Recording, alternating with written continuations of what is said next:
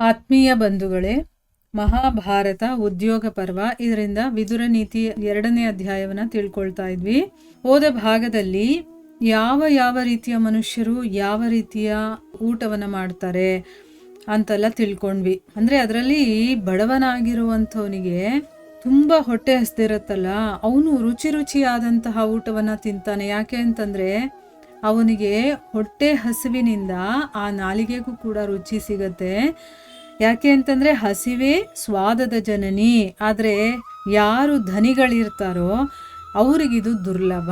ಅವರಿಗೆ ರುಚಿಯಾದ ಊಟನೂ ತಿನ್ನೋಕ್ಕಾಗಲ್ಲ, ತಿಂದರೂ ಅದನ್ನು ಜೀರ್ಣಿಸ್ಕೊಳ್ಳುವಂಥ ಶಕ್ತಿ ಅವರಲ್ಲಿ ಇರೋದಿಲ್ಲ. ಇಲ್ಲಿ ಮುಂದುವರೆದು ಹೇಳ್ತಾರೆ ವಿದುರರು, ಜಗತ್ತಲ್ಲಿ ಧನಿಗಳಿಗೆ ಪ್ರಾಯಶಃ ಭೋಜನ ಮಾಡುವಂತಹ ಶಕ್ತಿ ಇರೋದಿಲ್ಲ. ನೋಡಿ, ಭಗವಂತ ಹೇಗೆ ಕೊಟ್ಟಿದ್ದಾನೆ ಅಂತಂದರೆ, ಹಣ ಇರೋರ್ಗೇನಾದರೂ ಜೀರ್ಣ ಮಾಡ್ಕೊಳ್ಳುವಂಥ ಶಕ್ತಿ ಕೊಟ್ಬಿಟ್ಟಿದ್ದಿದ್ರೆ ಎಲ್ಲ ಅವರೇ ತಿನ್ಬಿಡ್ತಿದ್ರು. ಅದೇ ಬಡವರಿಗೆ ಸಿಗೋದೇ ಸ್ವಲ್ಪ ದುಡ್ಡು, ಆದರೂ ಕೂಡ ಅದರಲ್ಲೇ ಅವರು ರುಚಿಯಾಗಿ ಮಾಡ್ಕೊಂಡು ತಿಂತಾರೆ, ಮತ್ತು ತಿಂದಿದ್ದೆಲ್ಲ ಜೀರ್ಣ ಆಗುತ್ತೆ ಅವ್ರಿಗೆ. ಅಂದರೆ ದರಿದ್ರರ ಹೊಟ್ಟೆಯಲ್ಲಿ ಕಡ್ಡಿ ಕೂಡ ಜೀರ್ಣ ಆಗುತ್ತೆ ಅಂತ ಹೇಳ್ತಾರೆ.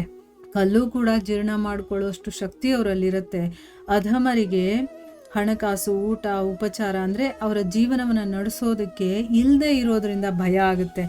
ನಾಳೆ ಏನಪ್ಪ ಮಾಡೋದು, ನಾಳೆ ಗತಿ ಏನು ಅನ್ನೋ ರೀತಿ ಅವ್ರಿಗಿದ್ರೆ, ಮಧ್ಯಮ ಶ್ರೇಣಿಯಲ್ಲಿರುವಂಥ ಮನುಷ್ಯರಿಗೆ ಯಾವುದ್ರ ಭಯ ಇರುತ್ತೆ? ಮೃತ್ಯುವಿನ ಭಯ. ಅವರಿಗೆ ಈ ಕಡೆ ಹೆಚ್ಚು ಹಣನೂ ಇರೋದಿಲ್ಲ, ಕಡಿಮೆನೂ ಇರೋದಿಲ್ಲ, ತಮ್ಮ ಜೀವನವನ್ನು ನಡೆಸ್ಕೊಂಡು ಹೋಗೋಷ್ಟಿರುತ್ತೆ. ಅದೇ ಬಡವರಿಗೆ, ತುಂಬ ಅಧಮ ಸ್ಥಿತಿಯಲ್ಲಿರ್ತಾರಲ್ಲ ಅಂಥವರಿಗೆ ಜೀವನ ನಿರ್ವಹಣೆ ಮಾಡೋದಕ್ಕೂ ಕಷ್ಟ ಇರುತ್ತೆ. ಅದಕ್ಕೋಸ್ಕರ ಅವ್ರಿಗೆ ಭಯ ಇರುತ್ತೆ, ಹೇಗಪ್ಪ ನಡೆಸೋದು ಜೀವನವನ್ನು ಅಂತಂದ್ಬಿಟ್ಟು. ಸೊ ಮಧ್ಯಮ ಶ್ರೇಣಿಯವನಿಗೆ ಮೃತ್ಯುವಿನ ಭಯ ಇರುತ್ತೆ, ಸತ್ತೋದ್ರೆ ಏನು ಮಾಡೋದು ಅನ್ನುವಂಥ ಭಯ ಇರುತ್ತೆ. ಅದೇ ಒಂದು ಉತ್ತಮದಲ್ಲಿರ್ತಾರಲ್ಲ ಅವ್ರಿಗೆ ಹೇಗೆ ಅಂತಂದರೆ ಅಪಮಾನದಿಂದ, ಅಂದರೆ ಅವರಿಗೆ ಒಂದು ಸ್ಟೇಟಸ್ ಇರುತ್ತೆ, ಆಮೇಲೆ ಒಂದು ಗೌರವ, ಅದನ್ನು ಅವರು ತುಂಬ ಎಕ್ಸ್ಪೆಕ್ಟ್ ಮಾಡ್ತಾರೆ. ಯಾರಿಗಾದರೂ ಗೌರವಕ್ಕೆ ಧಕ್ಕೆ ಬಂದ್ಬಿಡ್ತು ಅಂತಂದರೆ ಅದು ತುಂಬ ಸಹಿಸ್ಕೊಳ್ಳೋದಕ್ಕಾಗಲ್ಲ ಅವ್ರಿಗೆ, ಅದರ ಭಯ ಇರುತ್ತೆ ಅವರಿಗೆ. ನಾವು ಪ್ರಾಕ್ಟಿಕಲ್ ಆಗಿ ನೋಡ್ತಾ ಇರುವಂಥ ವಿಚಾರಗಳಲ್ವಾ ಇದೆಲ್ಲನೂ ಕೂಡ. ಸೊ ಇಲ್ಲಿ ಮುಂದುವರೆದು ಹೇಳ್ತಾರೆ, ಕುಡಿಯೋದು, ಇನ್ನು ಬೇಕಾದಷ್ಟು ನಶೆಗಳಿದೆಯಲ್ಲ, ಅದೇ ರೀತಿ ಐಶ್ವರ್ಯ ಅನ್ನೋದು ಕೂಡ ಒಂದು ನಶೆನೇ. ಆದರೆ ಐಶ್ವರ್ಯದ ನಶೆ ಇದೆಯಲ್ಲ, ಇದು ಬಹಳ ಕೆಟ್ಟದ್ದು.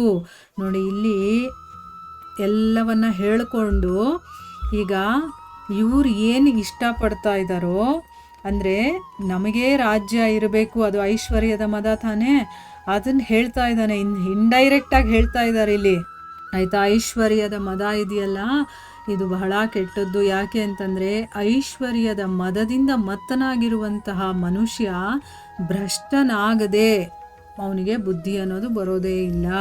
ಅಂದರೆ ಯಾವಾಗವರೆಗೂ ಅವನು ಹಾಳು ಮಾಡ್ಕೊಳ್ಳೋದಿಲ್ವೋ, ಅಥವಾ ಕೆಳಗಡೆ ಬೀಳೋದಿಲ್ವೋ, ಅಥವಾ ಅದರಿಂದ ಅವನು ಸರ್ವನಾಶ ಆಗೋದಿಲ್ವೋ, ಅಲ್ಲಿವರೆಗೂ ಅವನಿಗೆ ಬುದ್ಧಿ ಬರೋದಿಲ್ಲ.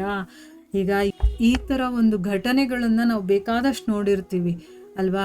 ಏನೂ ಇರೋದಿಲ್ಲ, ಏನೋ ಬಂದ್ಬಿಡುತ್ತೆ ಅವನಿಗೆ ಐಶ್ವರ್ಯ ಅಂತಂದ್ಬಿಟ್ಟು ಅವನು ಮದದಿಂದ ಮೆರಿತಾ ಇರ್ತಾನೆ. ಆದರೆ ಎಷ್ಟೋ ಜನ ಅವನು ಬುದ್ಧಿವಾದ ಹೇಳಿದ್ರೂ ಕೂಡ ಅವನು ತಲೆಗೆ ಹೋಗಲ್ಲ ಅದು. ಯಾವಾಗ ಅವನು ಆ ಮದದಿಂದ ಮತ್ತನಾಗಿ ಭ್ರಷ್ಟನಾಗ್ತಾನೋ ಆವಾಗ ಅವನಿಗೆ ಬುದ್ಧಿ ಬರುತ್ತೆ, ಹೌದು ಅವ್ರು ಹೇಳಿದ ಮಾತೆಲ್ಲ ಕೇಳಿದ್ದಿದ್ರೆ ನನಗೆ ಈ ಗತಿ ಬರ್ತಾ ಇರಲಿಲ್ಲ ಅಂತಂದ್ಬಿಟ್ಟು. ಅದಕ್ಕೆ ಹೇಳೋದು, ಏನೇ ಬಂದರೂ ಕೂಡ ನಮ್ಮ ಜೀವನದಲ್ಲಿ ನಮಗೆ ಹಿಗ್ಗೋದು ಕುಗ್ಗೋದು ಅಂತ ಹೇಳ್ತೀವಲ್ವ, ಅದು ಬ್ಯಾಲೆನ್ಸ್ಡ್ ಆಗಿರಬೇಕು. ಬಂದಾಗ ಹಿಗ್ಗಿಬಿಡೋದು, ಇಲ್ಲದೆ ಇದ್ದಾಗ ಕುಗ್ಗಿ ಜೀವನೇ ಕಳ್ಕೊಳ್ಳೋ ಅಂಥವರು ಇರ್ತಾರೆ. ಆ ರೀತಿ ಎಲ್ಲ ಮಾಡಬಾರ್ದು.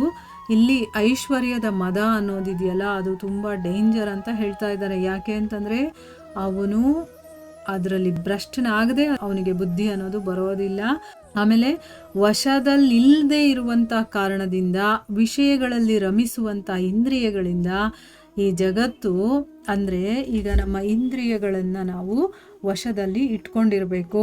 ಆದರೆ ವಶದಲ್ಲಿ ಇಲ್ಲದೆ ಇರುವಂತಹ ವಿಷಯಗಳಲ್ಲಿ ನಾವು ರಮಿಸ್ತಾ ಇರ್ತೀವಲ್ವಾ, ಅಂಥ ಇಂದ್ರಿಯಗಳಿಂದ ಏನಾಗುತ್ತೆ, ಇಲ್ಲಿ ಒಂದು ಉಪಮಾನವನ್ನು ಕೊಟ್ಟು ಹೇಳ್ತಾ ಇದ್ದಾರೆ. ಹೇಗೆ ಸೂರ್ಯಾದಿ ಗ್ರಹಗಳಿಂದ ನಕ್ಷತ್ರಗಳು ತಿರಸ್ಕೃತವಾಗುತ್ತೋ, ಈಗ ಸೂರ್ಯ ಮತ್ತು ಇನ್ನೂ ಬೇರೆ ಗ್ರಹಗಳಿದೆಯಲ್ಲ, ಅದರ ಮುಂದೆ ನಕ್ಷತ್ರದ ಏನಾದರೂ ಪವರ್ ಕಾಣಿಸುತ್ತಾ ನಮಗೆ, ಅಥವಾ ನಕ್ಷತ್ರಕ್ಕೆ ನಾವು ಇಂಪಾರ್ಟೆನ್ಸ್ ಕೊಡ್ತೀವಾ? ಇಲ್ಲ. ಸೂರ್ಯ ಇಲ್ಲದೇ ಇದ್ದಾಗ ಅದಕ್ಕೆ ಇಂಪಾರ್ಟೆನ್ಸ್ ಕೊಡ್ತೀವಿ. ಸೂರ್ಯ, ಚಂದ್ರ ಇಂಥ ಬೇರೆ ಗ್ರಹಗಳು ಇಲ್ಲದೇ ಇದ್ದಾಗ ನಕ್ಷತ್ರಗಳಿಗೆ ಇಂಪಾರ್ಟೆನ್ಸ್ ಬರುತ್ತೆ ಹೊರತು, ಸೂರ್ಯಾದಿ ಗ್ರಹಗಳು ಇರಬೇಕಾದ್ರೆ ನಕ್ಷತ್ರಗಳು ತಿರಸ್ಕೃತವಾಗಿರುತ್ತೋ ಹಾಗೇ ಅವನು ಕಷ್ಟವನ್ನು ಪಡಬೇಕಾಗತ್ತೆ.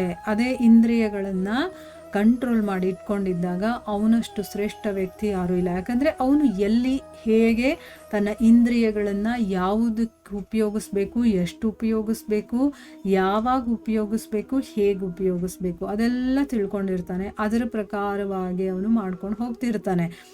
ಆದರೆ ಯಾರು ವಶದಲ್ಲಿ ಇಟ್ಕೊಂಡಿರೋದಿಲ್ವೋ, ಆ ಇಂದ್ರಿಯಗಳು ಹೇಳ್ದಾಗ ಕೇಳ್ತಾನೋ, ಆಗ ಅವನಿಗೆ ಬೆಲೆ ಅನ್ನೋದು ಇರೋದಿಲ್ಲ ಅಂತಂದ್ಬಿಟ್ಟು ಇಲ್ಲಿ ಹೇಳ್ತಾ ಇರೋದು. ಎಷ್ಟೆಲ್ಲ ವಿಚಾರಗಳು ನಮಗೆ ತಿಳಿತಾ ಇದೆ ಅಲ್ವಾ? ನೋಡಿ, ಒಂದೊಂದು ವಿಚಾರ ಕೂಡ ಒಂದೊಂದು ಮುತ್ತುಗಳ ಹಾಗೆ, ಅಂದರೆ ಅಷ್ಟು ಬೆಲೆ ಬಾಳುವಂಥದ್ದು. ಆದರೆ ನಮಗೇನನ್ಸುತ್ತೆ, ಇದೆಲ್ಲ ಹೇಳೋದಕ್ಕೆ ಸರಿಯಪ್ಪ, ಇದೆಲ್ಲ ಯಾರು ಮಾಡ್ತಾರೆ ಅಂತ ನಮ್ಮ ಮನಸ್ಸಿಗೆ ಬರಬಹುದು. ಆದರೆ ನಿಜವಾಗ್ಲೂ ಒಬ್ಬ ಸತ್ಪುರುಷನಾಗಿರುವಂಥವನು, ಈಗ ನಾವು ಭಗವದ್ಗೀತೆಯಲ್ಲಿ ಕೇಳ್ತೀವಿ ಸ್ಥಿತಪ್ರಜ್ಞನಾಗಿರುವಂಥವನು ಅಂತ, ಆ ವಿಚಾರದ ಬಗ್ಗೆ ತಿಳ್ಕೊಂಡಿದ್ದೀವಲ್ವಾ?